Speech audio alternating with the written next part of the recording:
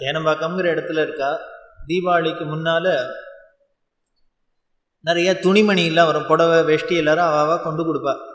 ஏன்னா மடத்தில் பெரியவா எல்லாருக்கும் கொடுப்பா, இல்லாத வாளுக்கெல்லாம் நிறையா கொடுப்பா. அதில் ரொம்ப பெரியவா பர்டிகுலராக இருந்தா. இந்த தீபாவளி எல்லாம் ரொம்ப அதை கொண்டாடுறதுல பெரியவா ரொம்ப குஷியாக இருப்பா. ஏன்னா பகவானே உண்டாக்கின பண்டிகை. எப்படி எத்தனையோ ஞான நூல் இருந்தாலும் பகவத்கீதைக்கு பெருமை என்ன, அது பகவான் உவாச்சு, அவனே சொன்னதிய. அது போல் இந்த பண்டிகையில் எத்தனை பண்டிகை இருந்தாலும் தீபாவளிக்கு என்ன விசேஷம்னா பகவானே கிரியேட் பண்ணின பண்டிகை. பூமாதேவிக்கு வரம் கொடுத்து பண்ணினது. ஸோ அதனால் அதுக்கு தனி ஸ்பெஷல். மற்ற பண்டிகையிலெல்லாம் என்ன பலன் வருதோ இல்லையோ, இந்த தீபாவளியில் தான் பெரிய கங்காஸ்நான பலன். இந்த கங்கையில் குளிக்கிறதுக்கு தான் ஆயுசில் ஒரு தரமான முழுக்கணும். நாமளும் ஏதோ தலைகீழ நிற்கிறோம், எவ்வளோலாமோ கஷ்டப்படுறோம். ஆனால் ஒரு கஷ்டமும் இல்லாத நம்ம வீடு தேடி வந்து ஒரு நாள் லைஃப்பில் வருஷத்துக்கு ஒரு நாள் கங்கையே நம்ம வீடு தேடி வருதுன்னா எப்பேற்பட்ட உயர்ந்த ஒரு பண்டிகையாக இருக்கணும். அதனால் இந்த தீபாவளியை ரொம்ப ஸ்ரத்தையாக கொண்டாடுறதுல பெரியவா இருப்பா. அதை போல் நாம் மட்டும் கொண்டாடினா போகாது, எல்லாரும் அதில் ஈடுபடணும். அப்படிங்கிறதுல ரொம்ப பர்டிகுலராக இருந்ததுனால எல்லாருக்கும் வஸ்திரம்லாம் கொடுப்பா, இல்லாத வாழ்க்கை எல்லாம். இன்னும் சொல்லப்போனால் ஜெயிலில் இருக்கிறவா, ஆஸ்பத்திரியில் இருக்கிறவாளுக்கெல்லாம் கூட தீபாவளி அன்றைக்கி பண்ணணும்னு ஜீவாத்ம கைங்கரியம் அப்படின்னு ஒன்று பண்ணா. அந்த ஸ்கீமில் என்ன அப்படின்னா, தீபாவளிக்கு ஜெயிலில் இருக்கிற கைதிகளுக்கு, ஆஸ்பத்திரியில் இருக்கிற நோயாளிகளுக்கெல்லாம் மடத்துலேருந்து அந்தந்த வாலண்டியர்ஸ்லாம் எண்ணெயை எடுத்துன்னு போகணும், கங்கையை தீர்த்தத்தை எடுத்துன்னு போகணும், ஒரு ஸ்வீட் எடுத்துன்னு போகணும். என்ன பண்ணோம் அப்படின்னு ஒரு மாவலையால் அவள் தலையில் அன்றைக்கி எண்ணெயை தடவிட்டு இந்த கங்கையை புரோஷனம் பண்ணிட்டு ஒரு ஸ்வீட்டை வாயில் போடணும். தீபாவளி கொண்டாடியாச்சு, அவ்வளோதான்.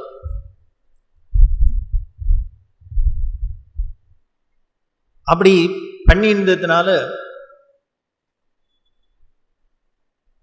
அவள் முடிஞ்சவா நிறையா வஸ்திரம்லாம் வாங்கி கொடுப்பா, பெரியவா எல்லாருக்கும் விநியோகம் பண்ணுவா. தேனம்பாக்கத்தில் யாரோ தன்னை நிறையா வேஷ்டி புடவையெல்லாம் வாங்கிட்டு வந்து மூட்டையாக கொடுத்த வச்சுட்டா, வாங்கி வச்சுட்டா பெரியவா. ராமகிருஷ்ணன் அப்படின்னு மடத்தில் கைங்கரியம் பண்ணுறார். அவர்கிட்ட சொல்லுதா, இதெல்லாம் எடுத்து பத்திரமா வச்சுக்கோ, யாரானு வந்தால் கேட்குறதே கொண்டு வா அப்படின்னு. அவர் எடுத்து உள்ளுக்குள்ளே வச்சார். அதில் என்ன வைக்கிறதுக்கு என்ன காட்ரேஜ் லாக்கரா பூட்டா சாவியா என்ன கிடைக்கும் பெரியவாள்கிட்ட? ஒன்றும் இல்லை. பெரியவா ஸ்நானம் பண்ணுறதுக்குன்னு ஒரு தொட்டி இருக்கும், அந்த தொட்டிக்குள்ளே வச்சு மேலே ஒரு பலகாயை போட்டு மூடி வச்சுருந்தார். படுத்துக்க போயாச்சு, தூங்கியாச்சு. காலங்காலத்தால் வெடிகாரத்தால் ராமகிருஷ்ணன் எங்கே தூங்குறான், எழுப்பிண்டு வா கூப்பிடு அப்படின்னு. வெடிகாரத்தால் அவர் வந்தால் அந்த நேத்திக்கு அவர் கொண்டு புடவை வேஷ்டியெல்லாம் கொடுத்தாரு, அந்த மூட்டை எங்கே, அதை எடுத்துன்னு வா அப்படின்னா. இவர் பார்த்தார், இவ்வளவு சீக்கிரமாக எழுப்பி கேட்பானே, இங்கே ஒருத்தரும் வாங்கிக்கிறது கூட வரல. போய் எடுத்துன்னு வரேன்ட்டு போனார். இந்த தொட்டியை திறந்து பார்த்தா ஒரு மூட்டையும் காணும், துணியெல்லாம் காணும். இவருக்கு ஷாக்கு. ஓ, அதனால தான் நீ வாட்டிக்கு துணியை கோட்டை விட்டுட்டு தூங்கின்னுக்கேங்கிறதுக்காக தான் எழுப்பியிருக்கார். என்ன பண்ணதில் பெரியவாழ்ட்டு இருந்துச்சு, என்ன அநியாயமாக இருக்குது, பெரியவாழ்ட்டே வர திருட வர ஆரம்பிச்சிட்டான் அப்படின்னு. கோயிலில் சாமியே தூக்கின்னு போகிறான், அப்புறம் பெரியவாடாது சின்னவாடாது.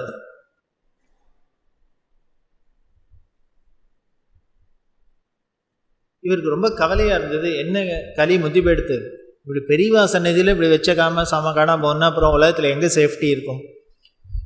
சரி, இது காணா போயிடுத்துன்னு இவர் உட்கார்ந்து நிற்கிறதுக்கு தெரிஞ்சதோ இல்லையோ, அது போக விடாது தடுத்துருக்கலாமோ இல்லையோ. திருட்டு போக விட்டுவிட்டு அப்புறம் தும்ப விட்டு வாழை பிடிக்கிற கதையை அப்புறம் கேட்குறார், மூட்டையை எடுத்துனுவான். அவர் கொஞ்சம் எமோஷனலாக இருப்பார், கத்தினர். வர வர உள்ளுக்குள்ளேயே மடத்துக்குள்ளேயே இப்படிலாம் ஆக ஆரம்பிச்சுருத்தோ, ஓன்னு கத்தினர். என்ன பண்ணுறதுன்னு தெரியல, காலம் கட்டு கிடக்கு. என்ன பெரியவா, சரி இப்போ போனது போச்சு, இப்போ எதுக்கு கத்துற அப்படின்ட்டு. அம்மா, இந்த மாட்டு கொட்டாயெல்லாம் நீ தானே மாடெல்லாம் பார்த்துக்கிற? ஆமான்னு. உனக்கு ஹெல்ப்புக்கு யார் இருக்கான்னு? யாரோ சொன்ன 2 பேர் இருக்கா, அவள் தான் ஹெல்ப் எல்லாம் பண்ணுற, மாடெல்லாம் குளிப்பாட்டி விட்டு அந்த இடம்லாம் தேய்ச்சி. அதில் ஒருத்தரை சொல்லி, அவன் எங்கே இருக்கான், வீடு தெரியுமா அவன் வீடு உனக்குன்னு? தெரியும், நீ தான் பெருமாள் கோயில்கிட்ட இருக்க அப்படின்னு. நீ அப்போ என்ன பண்ணு, இன்னும் 2 பேரை அழிச்சிக்கோ, மடத்துலேருந்து கொஞ்சம் ஸ்வீட்டெல்லாம் எடுத்துக்கோ, பட்டாசு எடுத்துக்கோ, எண்ணெய் சீக்காப்பொடி எல்லாம் எடுத்துக்கோ. தீபாவளிக்கு என்னென்ன சாமான் வேணுமோ எல்லாத்தையும் எடுத்துட்டு நேராக அவள் வீட்டுக்கு போங்கோ. போய் அவன்கிட்ட எல்லாத்தையும் பெரியவா கொடுக்க சொன்னான்னு கொடுத்துட்டு வா. எதுக்கு உடனே சொல்கிறா, அவன்கிட்ட சொல்லு, வெறும் துணியை வச்சுன்னு எப்படி தீபாவளி கொண்டாடுறதுன்னு சொல்லிட்டு வா. புரிஞ்சு கொடுத்து யாரும் எடுத்தானே, ஏன்னா ரொம்ப க்ளோஸாக இருக்கிறவா தான் எடுக்க முடியும். இவர் பார்த்தார், ஓ அவன் தான் எடுத்திருக்கானா, இப்போ போய் அவனை 2ல் 1 பண்ணுறேன் அப்படின்னார். நீ 2ல் 1 பண்ண வேண்டாம், நான் சொன்னதை பண்ண போகிறோம். இவர் கோச்சுட்டார், நீ திருடினுக்கான தெரிஞ்சிருக்க, அவனுக்கு என்னென்ன சீர் வேறையாக கொடுப்பா பண்ணேன் அப்படின்னு. வேறு வழி இல்லை. எல்லாருமே எத்த சாமான்லாம் தூக்கின்னு போனா, அவன் போய் கதவை தட்டின்னு திறந்தா இந்த அடியாள் மாதிரி மடத்துலேயும் 4 பேர் பார்த்தோன்னா அவனுக்கு பயம் வந்து கொடுத்து. என்ன மடியில் கணம் இருக்கும் இல்லையா, என்னன்னா உடனே எல்லாத்தையும் நங்குன்னு கொண்டு வச்சுட்டு, இந்தா வெறும் துணியை வச்சு நீ எப்படி கொண்டாடுவ, இதையும் தூக்கிக்கோ எல்லாத்தையும்,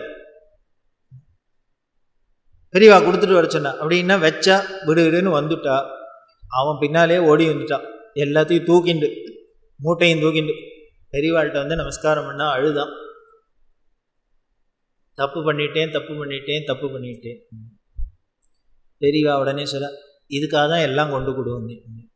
இதே நீ என்னம்மா திருடினேன்னு போய் கேஸ் போட்டேன்னு வச்சுக்கோ, அவனுக்கு பொதுவாக தப்பு பண்ணுறவாளுக்கு எப்போ கோபம் ஜாஸ்தி வரும்னு, நம்ம தப்பு பண்ணினது யாரானு கண்டுபிடிச்சி அவள் சொல்லிட்டா அப்போ இன்னும் ஜாஸ்தி கோபம் வரும். தெரிஞ்சு கொடுத்தேங்கிறதுல அப்போ தப்பை எப்படி திருத்தலாம்னு, அன்பால் தான் திருத்தலாம். நீ அதிகாரத்தினாலேயோ சட்டத்தினாலேயோ திருத்திட முடியாது, அன்புனால தான் திருத்தலாம். ஏன் அப்படின்னு, அந்த அன்புனால திருத்திட்டோன்னா அப்புறம் ஆயுஷ்மா அந்த தப்பை பண்ண மாட்டேன். அவன் அழுதான், இப்படி ஒரு அன்பாக இருக்கிற பெரியவாள்கிட்ட போய் நான் கையை வச்சுட்டேன், ஏதோ ஆசை இல்லாத குடும்பம் பண்ணிட்டேன், இனிமேல் ஜென்மத்துக்கும் எங்கேயும் தொடவே மாட்டேன், போயிட்டு வா. உடனே நான் கொடுக்குறேன் எல்லாத்தையும் எடுத்துன்னு, திருப்பி வாங்கிக்கல எதையும், திருப்பி அவர்கிட்டயே கொடுத்துட்டா. ஏன்னா அவர் தான் எடுத்துன்னு போனதை திருப்பி கொண்டு சரண்டர் பண்ணிட்டாரு. என்ன, இப்போ நான் கொடுக்குறேன் எல்லாத்தையும் எடுத்துன்னு போய் குழந்தைகளோட தீபாவளியை சௌக்கியமாக கொண்டாரு. அப்படிதான். இது எதுக்கு சொல்ல வரேன் அப்படின்னா, இவருக்கு இனிமேல் கட்டின்னு காலை கட்டின்னு ஏமாத்தினான்னு தெரியறது, இருந்தாலும் ஏன் கொடுக்க சொல்றா அப்படின்னு திருத்தறது. இதை கொடுத்துட்டு இப்போ ஒழுங்காக வச்சுக்கோப்பா அப்படின்னா, இனிமேல் ஆயுஷ்க்கும் யாரை பார்த்தாலும் பயமாக இருக்கும், காலை பார்த்தா கண்டுபிடிச்சிருவாளோ அதுக்காக என்ன பண்ணும், ஏமாத்தருத்தானே படும். அன்புனால தருத்தம், அதுதான் பரிவாளோடது. இப்படி காலு கட்டின்னு ஏமாத்தினவனாக இருந்தாலும் அனுகிரகம் பண்ணுறது அப்படின்னா, ஆசையாக அவர்கிட்ட பக்தி பண்ணுவாள்கிட்ட பண்ணாத இருப்பாளா, நிச்சயம் பண்ணுவா. ஆனால் யாராருக்கு எப்போ என்ன வேணுங்கிறது அவருக்கு தானே தெரியுது. நார்த் ஆர்காடில் திருமால்பூர் அப்படிங்கிற இடத்துல போயின்னு இருக்கா. அப்படி ரோட்டில் போயின்னே இருக்குது, யாரோ ஒருத்தர் ஆஃபீஸ் போகிறவர், சைக்கிள் தான் அந்த காலத்தெல்லாம், அந்த சைக்கிளில் போனவர் பெரியவாளை பார்த்தோன்னே தடார்னு இறங்கினார், சைக்கிளை நிறுத்திட்டு ஓடி வந்தார். ஓடி வந்து நமஸ்காரம் பண்ணார். நின்று ஏற இறங்க பார்த்துட்டு அவர்கிட்ட உடனே கேட்குறா, அம்மா நீ யார் எல்லாம் விசாரிச்சுட்டு, வேதம் படிச்சிருக்கியோ, அத்தியானம் பண்ணியிருக்கியோ அப்படின்னு. அவர் ஆச்சரியமாக இருந்தது, என்னோடய வேஷத்தை பார்த்தாலே நான் வேதம் படித்தோன்னா படிக்கலையா தெரியாதோ, பேண்ட்டு சட்டையுமா வந்து நிற்கிறேன், என்கிட்ட போய் எக்கு வேதம் படித்தான்னு கேட்குறேன். இல்லை அதெல்லாம் எனக்கு ஒன்றும் தெரியாது, படிக்கலை அப்படின்னு. இது பெரியவா கேட்டோன்னே அவருக்கு ஒரு குறை வந்துருத்தோம். பற்றியா, பெரியவாளே கேட்டால் நம்ம இல்லைன்னு சொல்ல முடியுமா இருக்குன்னு ரொம்ப வருத்தப்பட்டுன்னு, அதெல்லாம் இல்லை எனக்கு அந்த பாக்கியம் இல்லை அப்படின்லாம் ஏதோ சொன்னேன். உடனே அதனால கவலைப்படாது, போனால் போதும், படிக்கல விஷ்ணு சஹஸ்ரநாமம் சொல்லு, அதை கொத்துக்கு அப்படின்னு. அப்படியே ஆகட்டும் அப்படின்னர். இவா கிளம்பிட்டா, அவரும் சைக்கிளில் ஏறி போயிட்டார். ஆஃபீஸ் போகிற வரைக்கும் இதே சிந்தனை. வழியில் பெரியவா பார்த்துட்டோ நம்மளை இவ்வளவு ஸ்பெஷலாக நம்மளோட பேசி இத்தனை பண்ணியிருக்காளேன்னு அதுவே மனசில் அப்படியே ஒரு பூரிப்பாக இருக்கும். அதுவும் போராதுக்கு பெரிய உபதேசமாக விஷ்ணு சஹஸ்ரநாமம் கற்றுக்கோ சொல்லுன்னு வேற சொல்லியிருக்காளேன்னு. இவர் பார்த்தார். போகிற வரைக்கும் ஆஃபீஸில் யோஜனை பண்ணிட்டே போனார். நம்ம இனிமேல் பெரியவாளே எப்போ கூப்பிட்டு சொல்லிட்டாலோ நம்ம விஷ்ணு சஹஸ்ரநாமம் சொல்லணும் அப்படின்னு. சாயந்தரம் ஆஃபீஸ் முடிஞ்சது, நேராக வீட்டுக்கு போகிறதே கடையிலேருந்து ஒரு புஸ்தகத்தை வாங்கிட்டு விஷ்ணு சஹஸ்ரநாமத்தை வீட்டுக்கு போனார். கை கால் அலமிடி ஏதோ சொல்ல ஆரம்பித்தார். முதல் நாள் சொல்கிறதுனால ஒரே தட்டு தடங்கி ஏதோ தப்பு தவறுமையாக சொல்லி வச்சார். மறுநாள் கார்த்தால ஆஃபீஸ்க்கு போகிறதுக்கு முன்னால் குளிச்சுட்டு உடனே விஷ்ணு சஹஸ்ரநாமம் சொன்னார். நேராக ஆஃபீஸ் போனேன். சாயந்தரம் வந்தோடனே இன்னொரு தரம் சொன்னால் என்னன்னு தோணித்து. உடனே சாயந்தரம் திருப்பி சொல்ல ஆரம்பித்தார். இப்படி என்ன ஆகிடுது அப்படின்னார். கார்த்தால ஒரு தரம், சாயந்தரம் ஒரு தரம், இப்படிங்கிறத ஆரம்பித்து விஷ்ணு சஹஸ்ரநாமங்கிறது இவருக்கு ஒரு பெரிய விஷயமாயிடுது. திருப்பி திருப்பி ஆரம்பித்து சொல்ல ஆரம்பிக்கணும் அப்படின்னு. அதுக்கப்புறம் என்ன பண்ணினார், இப்படி பெரியவா சொல்லுன்னு சொல்லி உபதேசம் பண்ணி விஷ்ணு சஹஸ்ரநாமத்தை சொல்கிறமே, அதனால் அதை பர்ஃபெக்டாக சொல்லணும் அப்படின்ட்டு உடனே தெரிஞ்சவர் ஒரு வைதிகர் அவர்கிட்ட போய் இதை கரெக்ட் பண்ணிட்டு கற்றுண்டார். இப்போ பக்காவாக இவர் கற்றுனுட்டார் விஷ்ணு சஹஸ்ரநாமம். நெட்ரு ஆகிடுது. நெட்ரு ஆனால் ஓடிண்டே இருக்கு விஷ்ணு சஹஸ்ரநாமம். உள்ளுக்குள்ளே சர்வப்பிரணாய ஓம் நமதி விஸ்வம் விஷ்ணு விஷத்காரோ, சர்வப்பிரணாய ஓம் நமதி விஸ்வம் விஷ்ணு விஷத்காரோ, இப்படியே ஓடின்னு இருக்கு. அதுக்கப்புறம் என்ன பண்ணார், ஆஃபீஸில் சும்மா இல்லாத ஃப்ரெண்ட்ஸ்கிட்டெல்லாம் அப்படின்ட்டார். அப்பா பெரியவா அது மாதிரி சொன்னாப்பா, நான் பாட்டுக்கு போயிட்டே இருக்கேன், என்னை பார்த்துட்டு வேதம் படித்தானே, இல்லை அதனால் என்ன பரவாயில்ல, சஹஸ்ரநாமம் சொல்லுவேன்னு சொல்கிறேன்ப்பா, அதனால் நீனு சொல்லுப்பா, உனக்கும் ரொம்ப நல்லதுப்பா அப்படின்னு இவர் ஒவ்வொருத்தருக்காக ஆஃபீஸில் சொல்ல ஆரம்பித்தார்.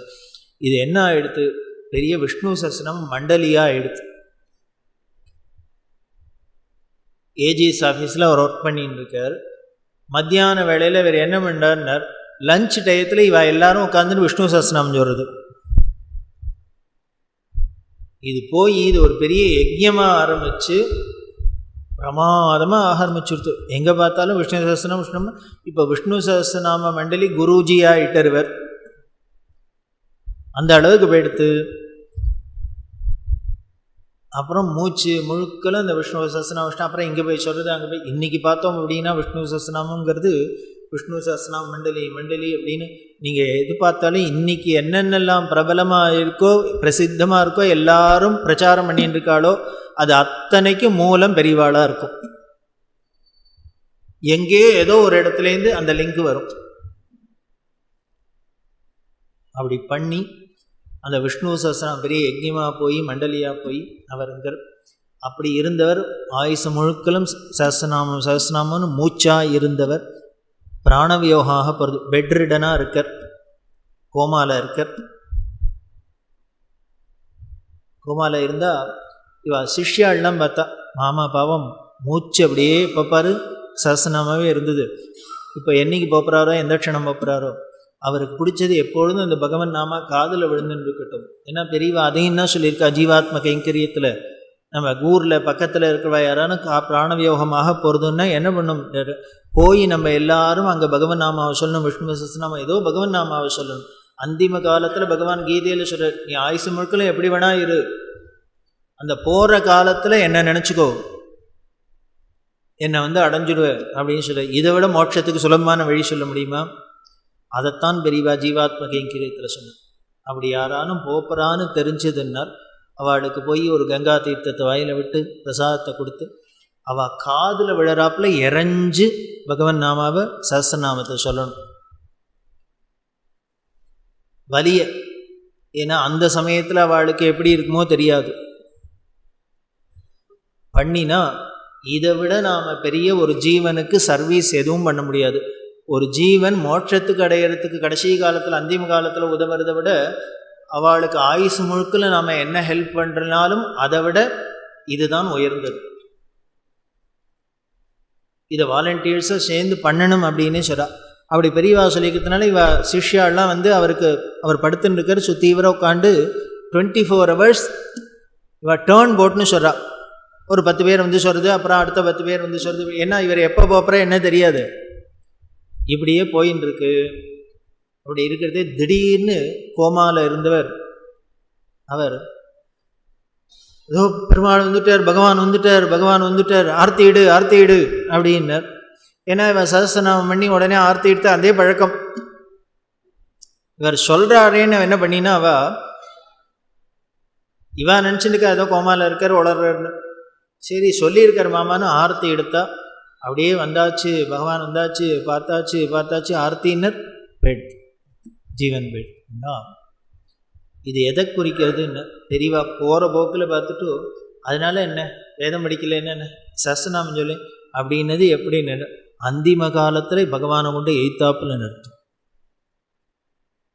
என்ன ஒரே கண்டிஷன், நாம் மட்டும் பெரியவா சொன்ன அந்த உபதேசத்தை சீரியஸாக எடுத்துட்டு அனுஷ்டானம் பண்ணினா அதுக்கு என்ன பண்ணணும், பிரம்மா தலையில் எழுதியிருக்கணும்.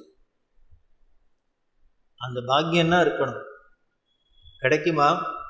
எவன் ஆலமரத்தடியில் உட்காந்து சனகாதி மகர்ஷிகளுக்கு உபதேசம் பண்ணின பரம்பொருளான சர்வேஸ்வரனோ அவன் நம்ம எதிர்க்க எய்த்தாப்பில் நமக்கு இதை பண்ணு அதை பண்ணுன்னு ஒரு உபதேசம் பண்ணுறாருன்னா கிடைச்சிருமா அந்த பாக்கியம்? அதுதான்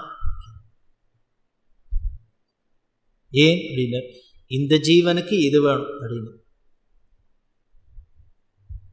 இப்படி சர்வசகஜமாக யாராருக்கு என்ன வேணும் அப்படிங்கிறதுக்கு ஏற்றாப்புல பார்த்து பண்ணுறது தான் அந்த பெரியவாளோட பெருமை.